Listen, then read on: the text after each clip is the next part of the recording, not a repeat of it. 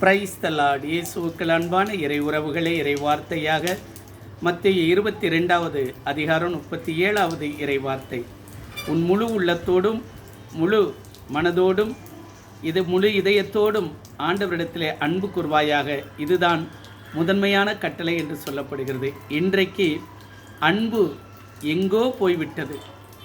ஆம் அன்பு தேவ பிள்ளைகளே, அன்பு செய்கிறோம் என்று சொல்கிறார்கள், ஆனால் அந்த அன்பை மனதார காண்பிப்பதில்லை.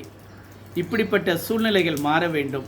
ஒருவரிடத்திலே ஒருவர் அன்பாய் இருக்க வேண்டும். கணவன் மனைவி, பெற்றோர் பிள்ளைகள், சகோதரன் உறவுகள் அன்போடு இருக்க வேண்டும். அதுதான் ஆண்டவர் கொடுக்கக்கூடிய உன்னதமான ஒரு வார்த்தை. இந்த வார்த்தை இன்று நம்மிடத்தில் இருக்கிறதா என்பதை நிதானித்து ஆய்ந்து அறிந்து பாருங்கள். ஆமன்பு தேவ பிள்ளைகளே, அப்படி இல்லை என்றால் இறை வார்த்தையை நாம் கடைபிடிப்பதில் படிப்பதில் அர்த்தமில்லை. அன்பு செய்யுங்கள், ஒருவருக்கொருவர் மிகவும் அன்பு செய்யுங்கள். எல்லாவற்றுக்கும் மேலாக ஆண்டவரிடத்தில் அன்பு செய்யுங்கள். ஆமேன், ஆமேன்.